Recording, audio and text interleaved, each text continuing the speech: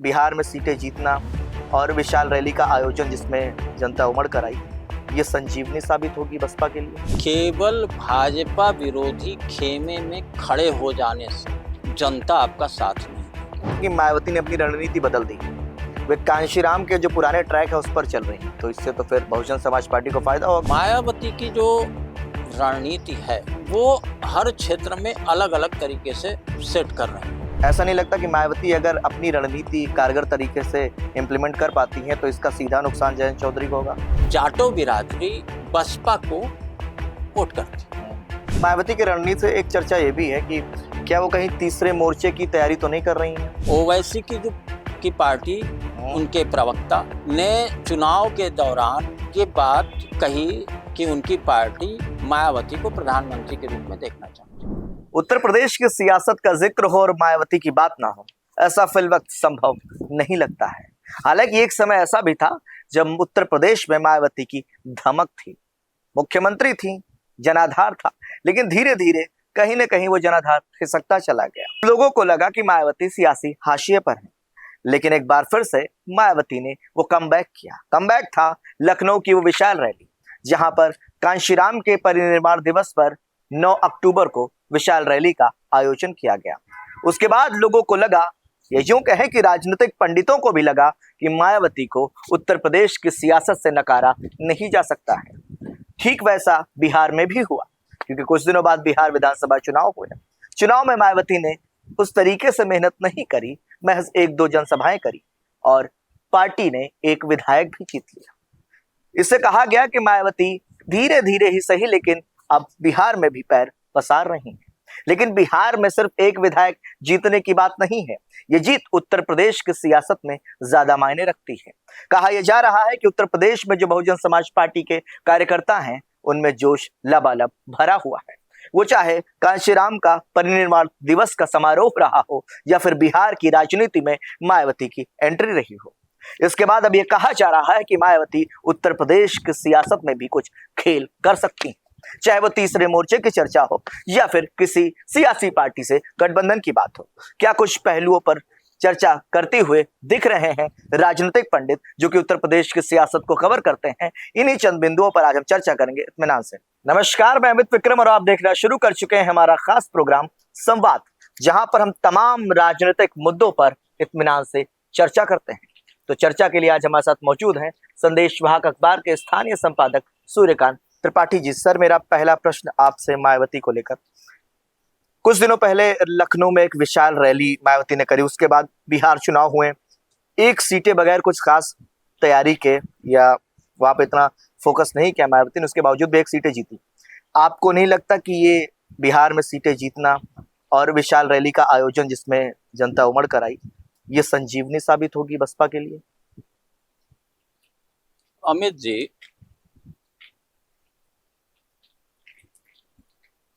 बिहार चुनाव के रिजल्ट ने एक चीज स्पष्ट कर दी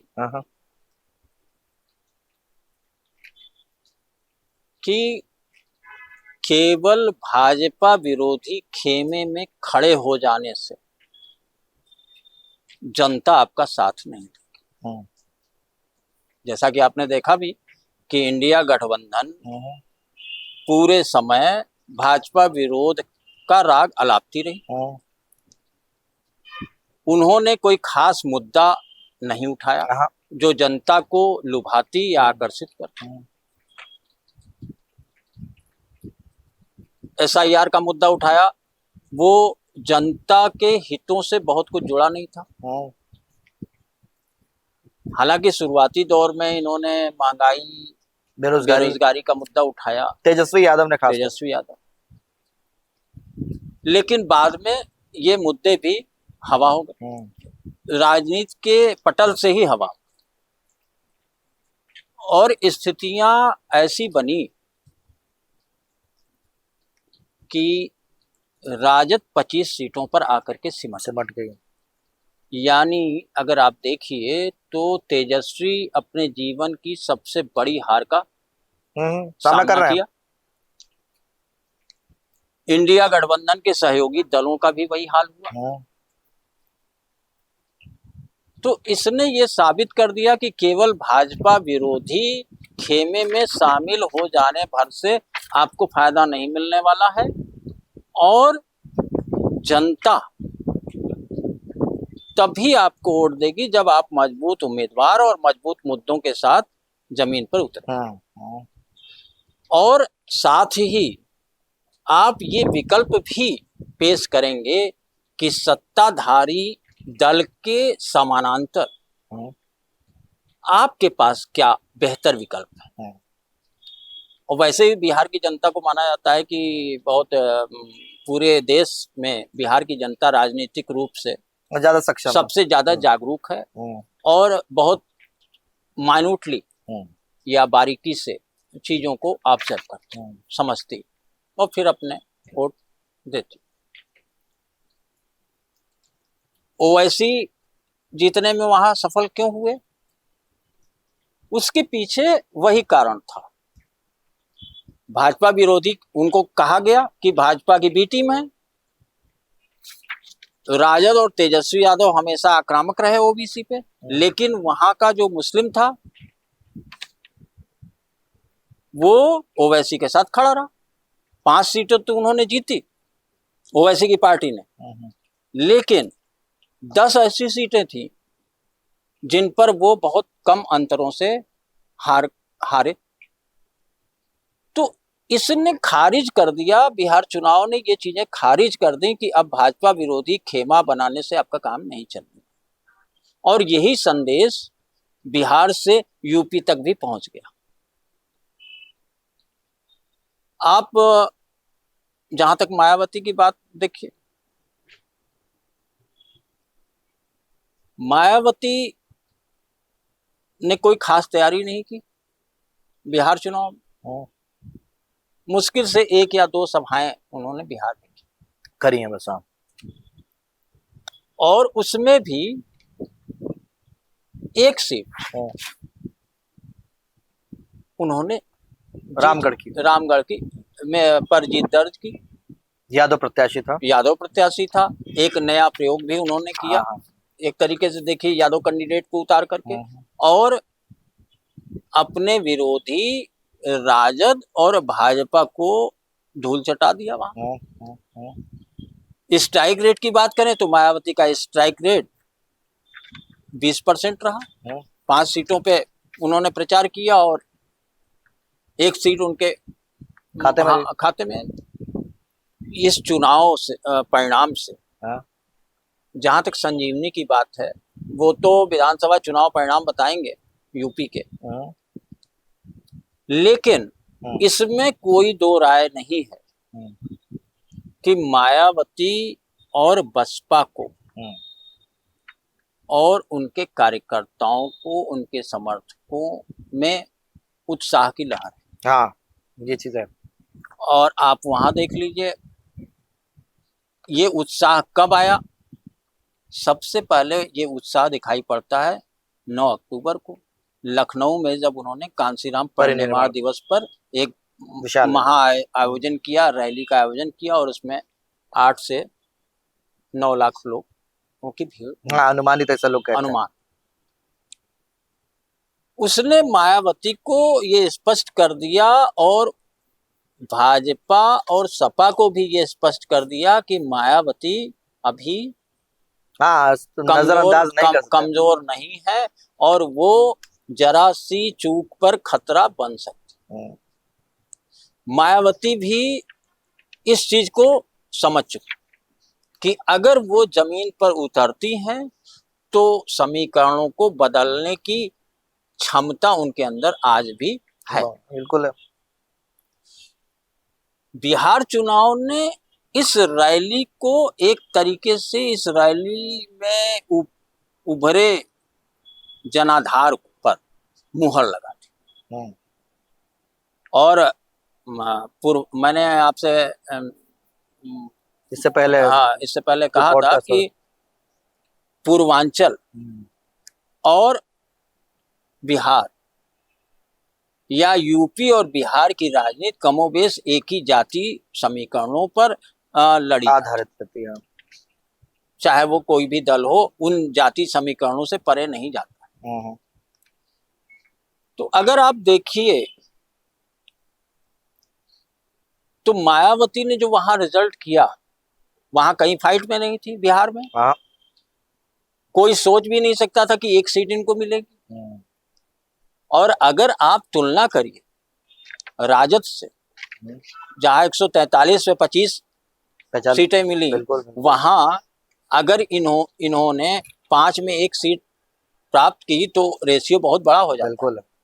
तो ऐसी स्थिति में ये चुनाव परिणाम बिहार के लोगों के लिए भी चौंकाने वाला था और पूरे देश के लोगों के लिए भी चुनाव परिणाम चौंकाने वाला था, विशेषकर मायावती के बसपा के संदर्भ।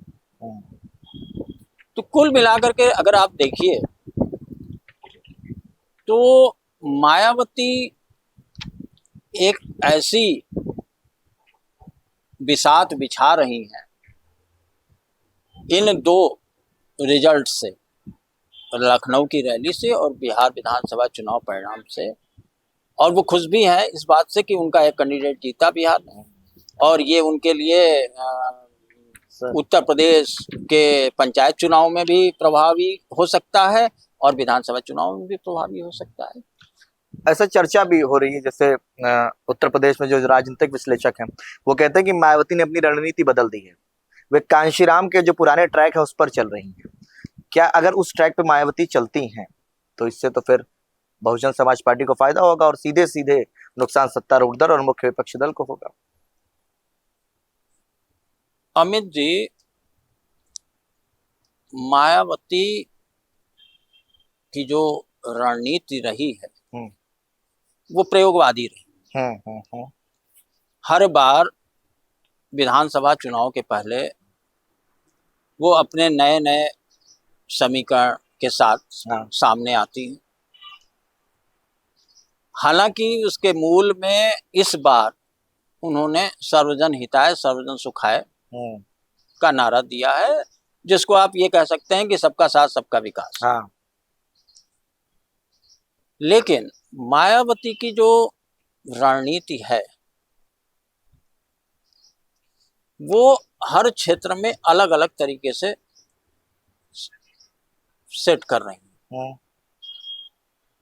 अगर आप देखिए तो कांशीराम ने जो दलित, पिछड़ा और मुस्लिम गठजोड़ का जो प्रयोग किया था, कमोबेश इस बार मायावती उसी रास्ते पर चल। और दूसरी बात अगर आप देखिए तो ये इनकी मजबूरी भी है। क्योंकि समाजवादी पार्टी पीडीए चल रही है। पिछड़ा, दलित, मुस्लिम घुमा के कहिए या सीधे कहिए, डीएमपी कहिए या पीडीए कहिए। मायावती का फोकस इस बार सबसे ज्यादा मुस्लिम और पिछड़ों पर है। और इसीलिए उन्होंने एक पूरी रणनीति बनाई है कि पिछड़ा वर्ग भाईचारा समिति का गठन किया जा रहा है हर जिले, और गठन के साथ उसको जोड़ने के लिए उन्होंने एक एक उस पे 2-2 संयोजक बनाए हैं, जिला प्रभारी बनाया है, जिला अध्यक्ष बना दिया, और एक टारगेट तय किया है कि 100 लोगों को के एक समूह को जोड़ा जाएगा, जिन्हें प्रशिक्षित किया जाएगा और उन्हें अपना कार्यकर्ता बना करके जमीन पर उतारा जाएगा। आप इस चीज को अगर आप देखिए तो कहीं न कहीं ये आरएसएस की रणनीति से मिलती जुलती है, या भाजपा के बूथ लेवल मैनेजमेंट से मिलती जुलती है, जिसको माइक्रो मैनेजमेंट जिसको। और मायावती ने ये रणनीति केवल पिछड़ा भाईचारा समिति बना करके नहीं किया है, इन्होंने मुस्लिम भाईचारा समिति बना करके भी यही किया। और ये भाईचारा का कॉन्सेप्ट कांशीराम जी का दिया हुआ है। कांशीराम जी ने इसको सबसे पहले प्रयुक्त किया था और वो प्रयोग अब इन्होंने अपने हाथ में ले लिया। रही बात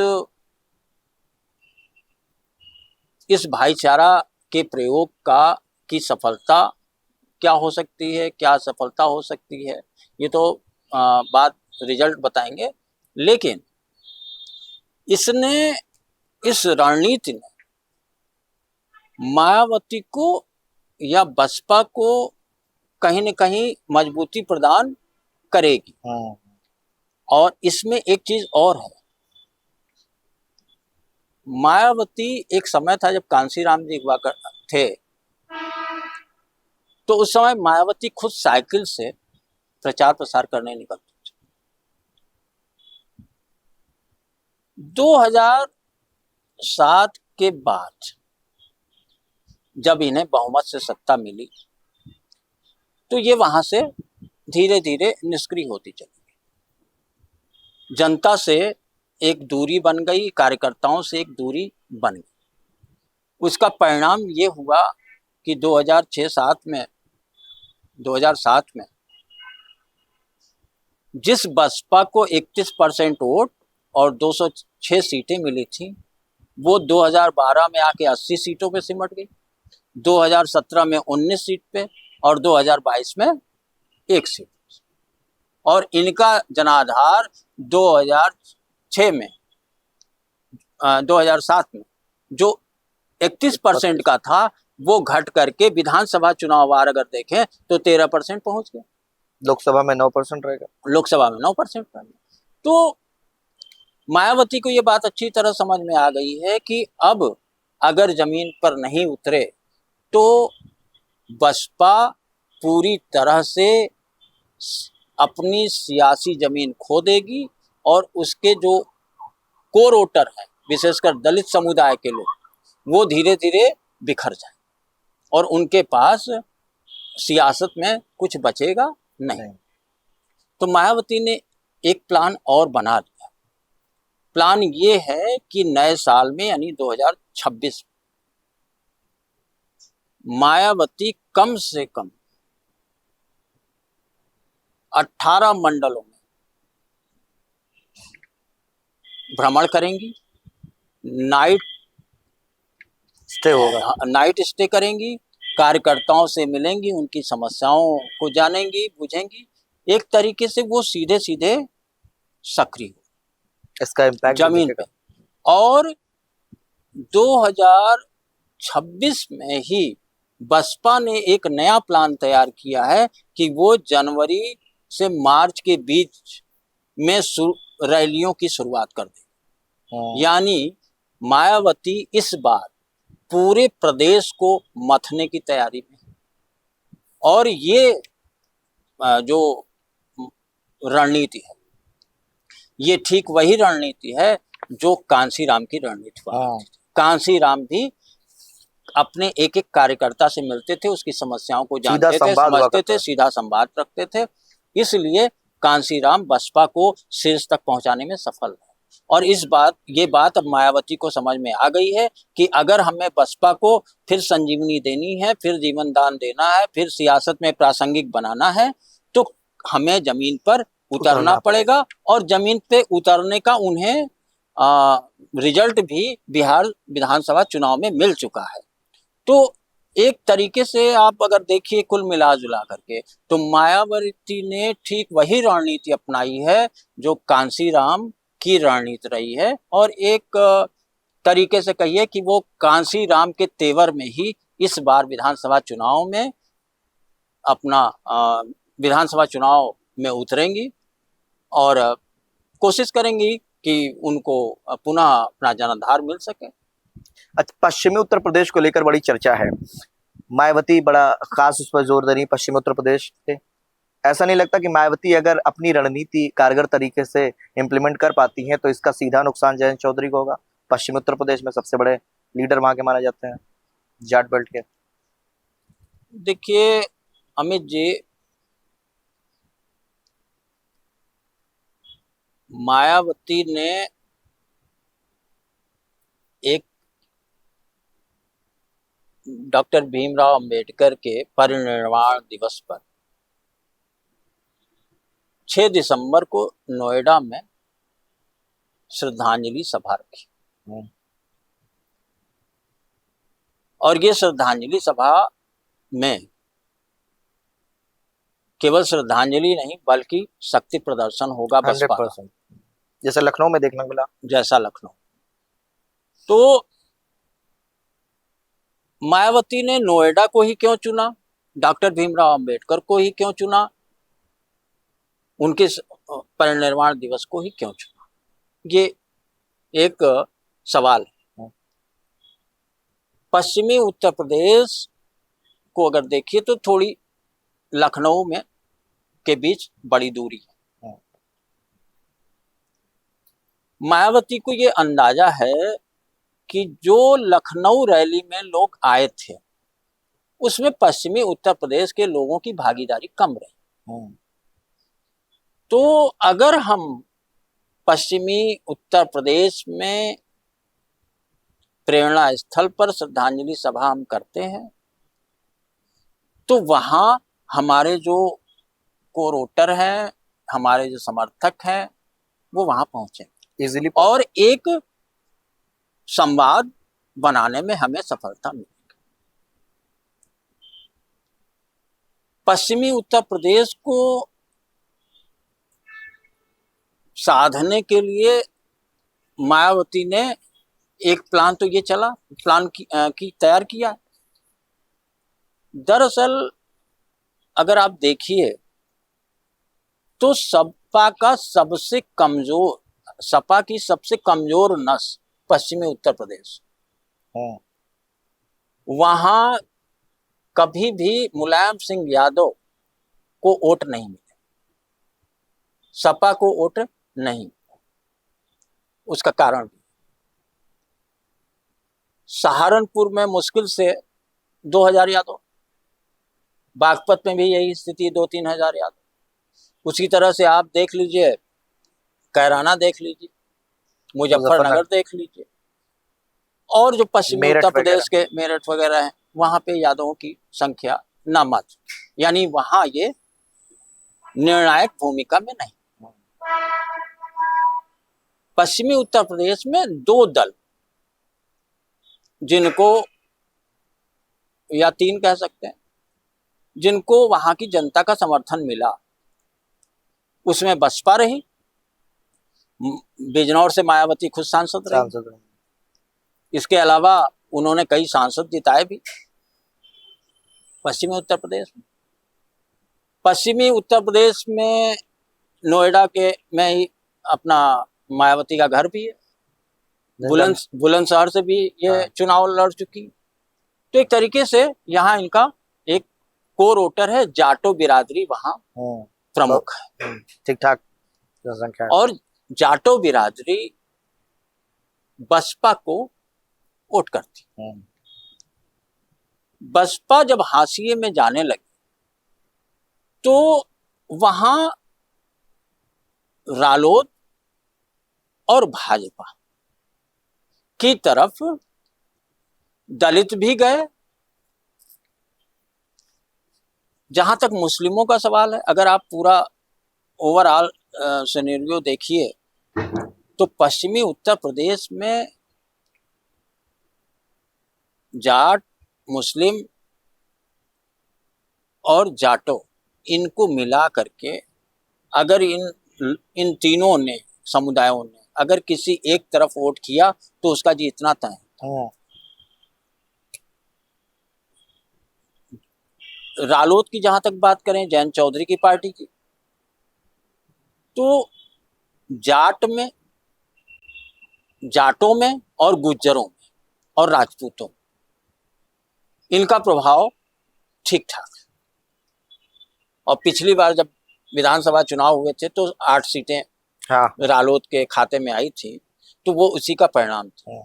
और एक बात और है कि जयंत की पार्टी से मुस्लिमों को कोई बैर भी नहीं। उनके पिछली बार जब विधानसभा चुनाव हुए थे तो 2 या 3 मुस्लिम कैंडिडेट जीते थे चुनाव। तो ऐसी स्थिति में मायावती को ये लग रहा है कि अगर हम पश्चिमी उत्तर प्रदेश में फोकस करें तो हमें अपना पुराना जनाधार मिल सकता है। हाँ। और यहाँ पर उन्होंने एक ठीक अलग रणनीति अपनाई। हाँ। यहाँ उन्होंने रणनीति अपनाई है पिछला और दलित गठजोड़, सॉरी पिछड़ा दलित और मुस्लिम गठजोड़, ये तीन का कॉम्बिनेशन बना है। मायावती को ये उम्मीद है कि अगर ये पिछड़ा दलित और मुस्लिम हमारे साथ आ जाते हैं तो हमारी नैया पार हो जाएगी। तो ये जो स्थितियां हैं, अगर ये गठजोड़ बन जाता है और सफल होता है तो निश्चित है कि इसका सबसे ज्यादा खामियाजा जयंत चौधरी को उठाना, पश्चिमी उत्तर प्रदेश में। और यही वजह है, ऐसा नहीं है कि जयंत चौधरी इस पर नजर नहीं, जयंत चौधरी की इस पर नजर है। और आपने देखा होगा पिछले दिनों में और अभी हाल तक वो लगातार अपने जो सियासी क्षेत्र हैं वहां लगातार दौरा कर रहे हैं, बैठकें कर रहे हैं, पूरे प्रदेश में बैठकें हो रही हैं, रणनीति तैयार कर दी गई है और कार्यकर्ताओं से कह दिया गया है कि आप घर घर जाइए, अपनी विचारधारा और चीजों को समझाइए।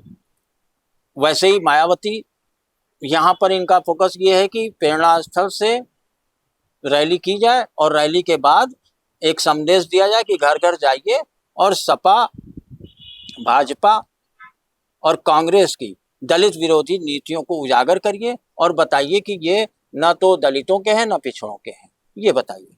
तो एक तरीके से आप देखिए कि वहां पर ये दो दल, जिसमें रालोद गुज्जर, जाट और मुस्लिम पर बेस कर रहा है, मायावती पिछड़ा, मुस्लिम, दलित पर बेस कर रही है, भाजपा एक हिंदुत्ववादी विचारधारा को लेकर के चल, वो ये किसी जाति समीकरणों को लेकर के नहीं चल रही है। लेकिन इसके बावजूद भी भाजपा का फोकस पश्चिम में पिछड़ा और दलितों पर अधिक है। तो अगर मायावती की नीति और रणनीति यहाँ मजबूत होती है तो उसका सीधा नुकसान जयंत चौधरी को अधिक होगा, भाजपा को कम होगा। यही स्थितियां फिलहाल बनती दिख रही हैं। मायावती की रणनीति से एक चर्चा ये भी है कि क्या वो कहीं तीसरे मोर्चे की तैयारी तो नहीं कर रही हैं, क्योंकि ऐसा कहा भी जाता है कि वो MY जो समीकरण है उसका काट जो है खोजने में जुटी हुई है। अगर ऐसा होता है तो फिर इसका तो 27 में अच्छा खासा इम्पैक्ट पड़ जाएगा। देखिए अमित जी,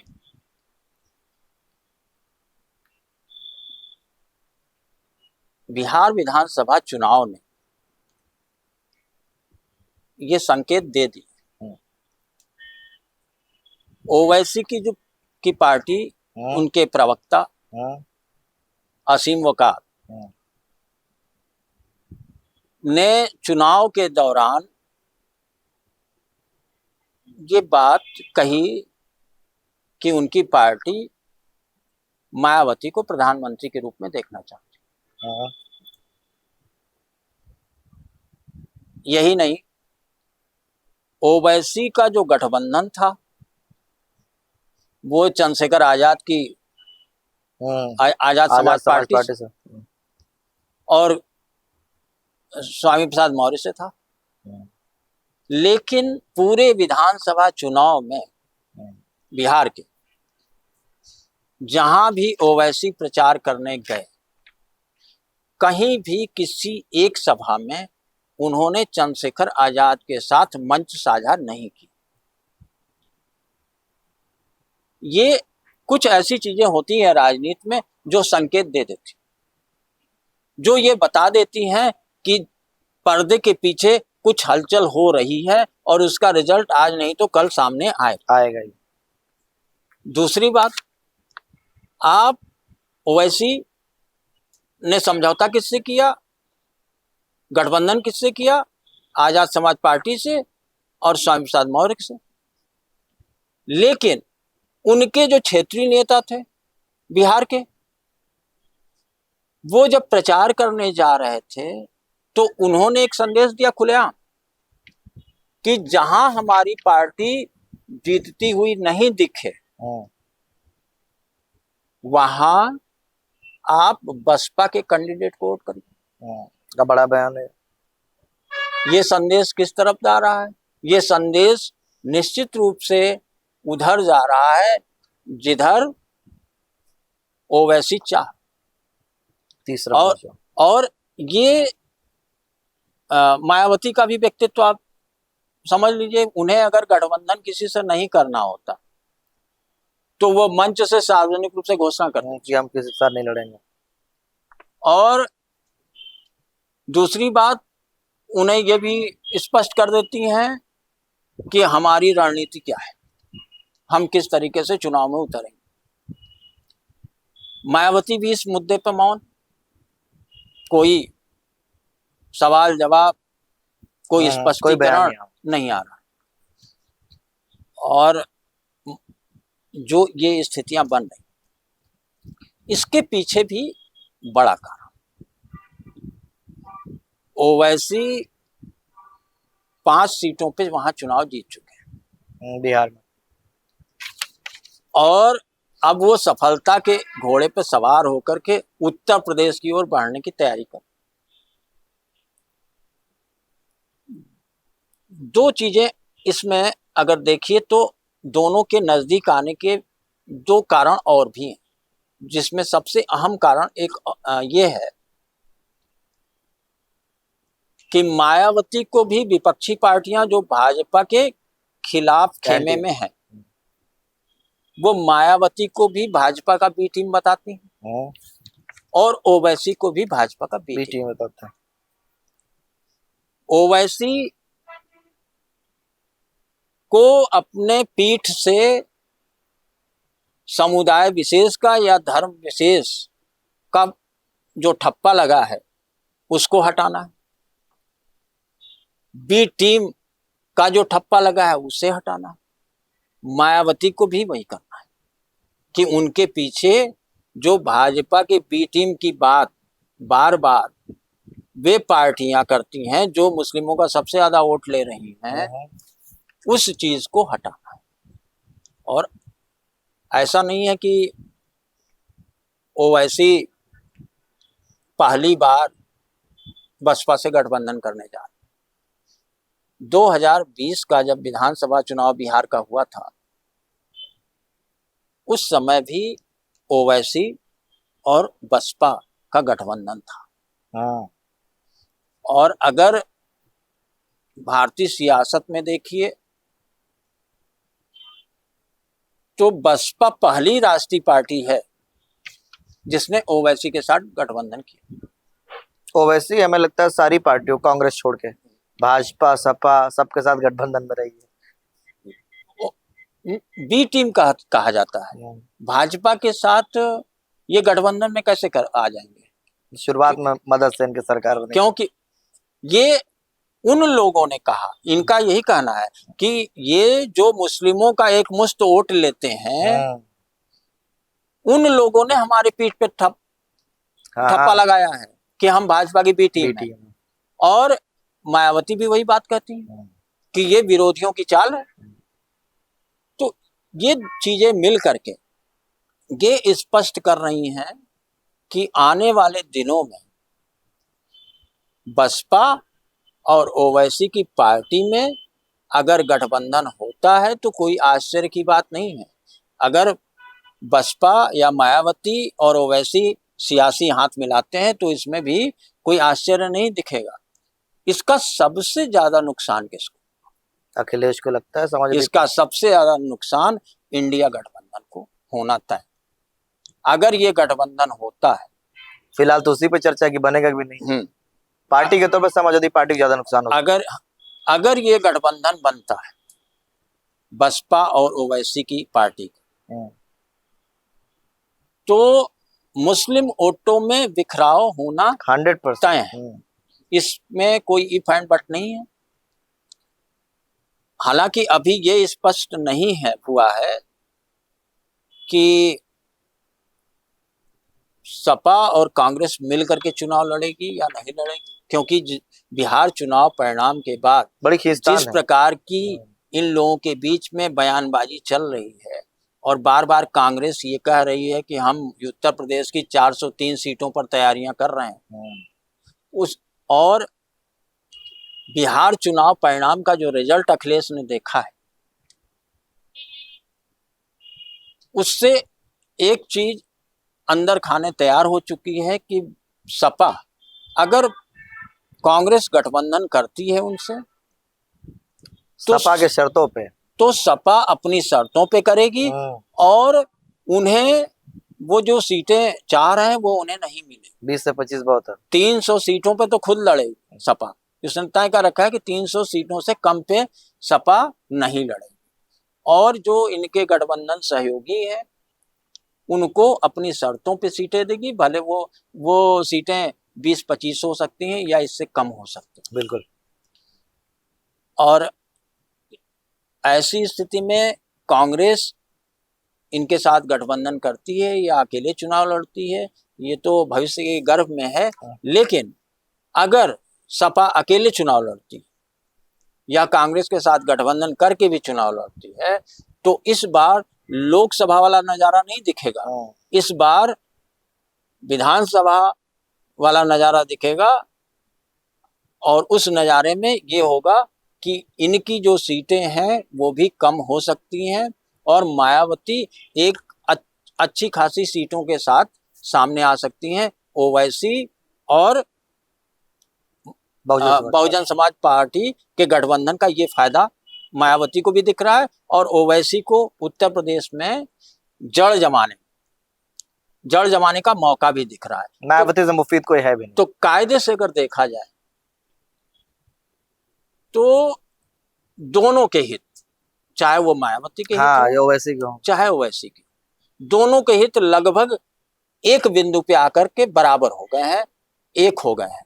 और इसमें मायावती के साथ जो मुस्लिम वोट छिटक गए उसको लाने में ओवैसी अपनी बड़ी भूमिका निभा सकते हैं उत्तर प्रदेश में। और जिस प्रकार से अखिलेश या समाजवादी पार्टी से मुस्लिमों का एक बड़ा धड़ा नाराज चल रहा है, वो एक अलग नेतृत्व खोज रहा है। और जिस तरीके से बिहार में मुस्लिम ओवैसी के साथ खड़े थे, उससे ओवैसी को लग रहा है कि इस जो शून्य है, जो सपा के प्रति आक्रोश है मुस्लिम धड़े में, उसको भुनाया जा सकता है। और ये बात वो बार बार आप देख रहे होंगे, बिहार चुनाव में भी सपा को कई बार इन्होंने निशाने पे लिया, राजद को निशाने पे लिया, यानी उन पार्टियों को निशाने पर लिया जो एक मुश्त मुस्लिम वोट जिनको मिल रहे थे। लगातार पैरवी कर रहे थे कि उप मुख्यमंत्री तो कम से कम घोषित तो करें। आने वाले दिनों में सियासत है, क्या हो कुछ कहा नहीं जा सकता, लेकिन अगर गठबंधन होता है जिसकी तरफ संकेत मिल भी रहे हैं और खुले संकेत मिल रहे हैं, तो ये अगर गठबंधन होता है तो उसका सीधा नुकसान समाजवादी पार्टी को होना तय है, इसमें कोई शंका नहीं। यानी कुल जमा उत्तर प्रदेश की सियासत में अगर मायावती की रणनीति कामयाब साबित होती है तो इसका सीधा और सबसे ज्यादा नुकसान समाजवादी पार्टी को हो सकता है। हालांकि इस बात को भी नकारा नहीं जा सकता है कि सत्तारूढ़ भारतीय जनता पार्टी को भी मायावती की रणनीति का खामियाजा उतना भी भुगतना पड़ सकता है जितना वो अनुमान शायद न लगाए हो।